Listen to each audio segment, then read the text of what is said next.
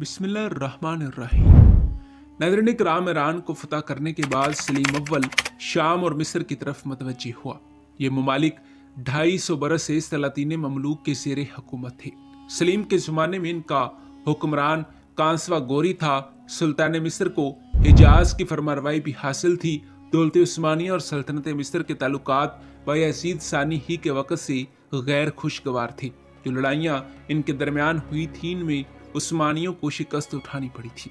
लेकिन सलीम की तख्त नशीनी के बाद कांसवा गोरी को मालूम हो गया कि अब सल्तनत उस्मानिया की अनाने हुकूमत एक ऐसे फरमारवा के हाथ में है जो बायज़ीद सानी से बिल्कुल मुख्तलिफ है।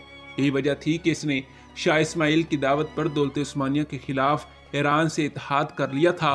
कुर्दिस्तान और दियार बकर की फतह के बाद उस्मानी और शामी मकबूजात एक दूसरे से बिल्कुल करीब हो गए थे। नाज़रीन किराम, कांसवा गोरी ने 522 हिजरी मुताबिक 1516 ईस्वी में एक जबरदस्त फौज शाम के इलाके में मुतय्यन कर दी थी ताकि अफवाज उस्मानी के नकलो हरकत की निगरानी होती रहे। नाज़रीन किराम, सनान पाशा ने जो एशियाई कूचक के जनूब मशरिक में तुर्की लश्कर का सिपहसालार था, इस वाक़े की इतला सलीम को दी और लिख भेजा कि ऐसी सूरत में सुल्तान के हस्ब हदायत वादी फुरात की तरफ कूच करना खतरे से खाली न होगा। सलीम ने कुस्तुनतुनिया में दीवान मुनक्किद करके इस मसले को गौर बहस के लिए पेश किया। नाज़रीन किराम, ये मसला माज सल्तनत ममलूकिया और दौलत उस्मानिया की कुव्वत आज़माई का ना था, बल्कि हकीकतन इसका ताल्लुक दुनिया इस्लाम के आम इंतशार और पुरगंदगी से था। खिलाफत अब्बासिया के मिस्र में मुंतकिल होने के बाद इस्लाम की मुतहिदा सियासी कुव्वत पारा पारा हो गई थी और खलीफा का इक़्तिदार सिर्फ मजहबी और रस्मी रह गया था। नाज़रीन किराम, सुल्तान सलीम के इब्तिदाई अहद में दुनिया इस्लाम की ज़ाफ़ो इंतशार की जो हालत थी, जिसका अंदाज़ा मौलाना सैयद सुलेमान नदवी रहमतुल्लाह अलैह के महक़क़ाना रसाले खिलाफत उस्मानिया के हस्बे इक़्तिबासात से हो सकता है। नाज़रीन किराम, वो लिखते हैं कि 9वीं सदी के आखिर में दुनिया इस्लाम के नक्शे पर नज़र डालो तो मालूम होगा कि इस अजीमुल शान जमहूरियत का कालिब बेजान टुकड़े टुकड़े हो गया था। इसके दिलो दिमाग यानी खिलाफत मिस्र की कमजोरी और ज़ाफ़ का ये हाल पहुंचा कि वो दूर दूर के अज्जाए बदन की तो क्या, आस पास के अज़ा की कुव्वत का सहारा भी नहीं रहे हैं। बड़ी बड़ी सल्तनतें और हुकूमतें छोटी छोटी रियासतों, अमारतों और टुकड़ियों में बट गई हैं। हिंदुस्तान से लेकर स्पेन तक तुमको यही कैफियत और यही नक्शा नजर आएगा। नाज़रीन किराम, वो मज़ीद लिखते हैं कि हिंदुस्तान की ताकत सिंध, गुजरात, मालवा, अहमदनगर, बीजापुर, बुरहानपुर, बिदर, कश्मीर, जूनपुर, दिल्ली वगैरह सूबेदार हुकूमतों में तकसीम हो गई हैं। तुर्किस्तान में बुखारा, बलख, ख्वारज़म, मरू और काशगर में 20 खान छोटी छोटी रियासतों पर हुक्मरान हैं।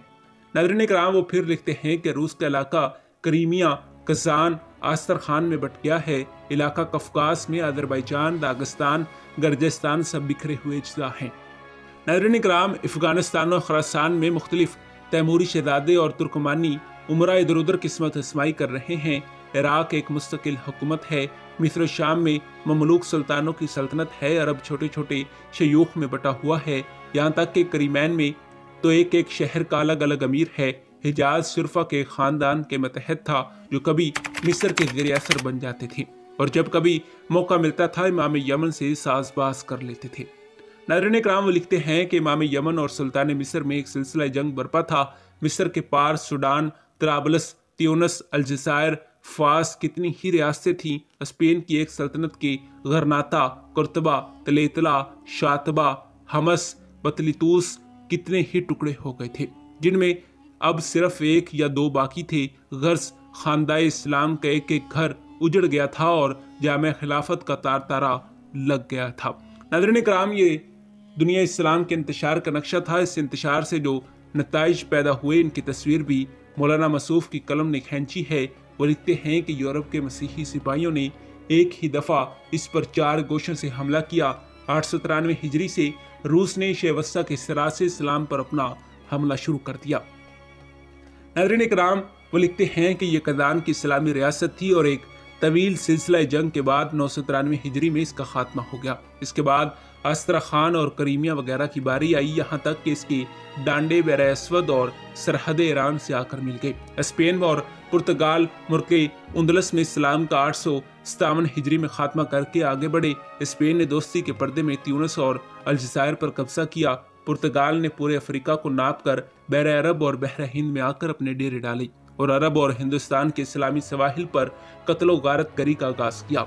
दूसरी तरफ मराकश के सवाहिल पर आकर वतासी खानदान पर हमलावर हुए, जो मगरिब में एक नई इस्लामी हुकूमत की बुनियाद डाल रहा था और आसफी, असमूर और मामूरा पर कब्जा कर लिया। सलीबी सिपाहियों की चौथी कमीन गाह बहर रोम के जज़ायर थे। कब्रस, साइपर, रोडस, माल्टा और वेनस के सलीबी दस्ते मिस्र और शाम की नाकाबंदी में मसरूफ थे। नाज़रीन कराम, जो दिन रात सिर्फ मुसलमानों के खून के प्यास से रहते थे और यही इनकी जिंदगी का मसबी फर्ज था। ये दर हकीकत गुज़श्ता सलीबी सिपाहियों की यादगार और फ़लस्तीन के मसीही 90 साला हुकूमत की शिकस्त खोरदा फौज की नस्ल थे। नाज़रीन कराम, ये बहर रोम के दरबान थे जिनके सामने से कोई इस्लामी जहाज मुसलमान मुल्कों को रवाना नहीं हो सकता था। कपकास, क्रीमिया और रोम के मुसलमान हज नहीं कर सकते थे। वीनस का बसार मुसलमान औरतों की नामूस और मुसलमान मर्दों की आज़ादी की खरीदो फरोख्त की बड़ी मंडी बन गई थी। जो कैदी किसी हाल में इस्लाम से फिरना गवारा नहीं करते थे, अगर मर्द होते वो मिस्र लाकर बेच डाले जाते थे, जहां वो ममलूक सिपाहियों में भर्ती कर लिए जाते, और अगर लड़कियां होती तो वो इटली के उमरा और दौलतमंदों की ऐश खानों में भेज दी जाती थी, और जब कभी मौका मिलता वो इस्कंदरिया तक धावा करते चले आते। जी हाँ नाज़रीन इकराम, यही हमारी आज की वीडियो का मौजू था। उम्मीद है कि आपको वीडियो पसंद आई होगी। मिलते हैं इसी मौजू की अगली किस्त के साथ, तब तक दीजिए इजाज़त। खुदा हाफिज़।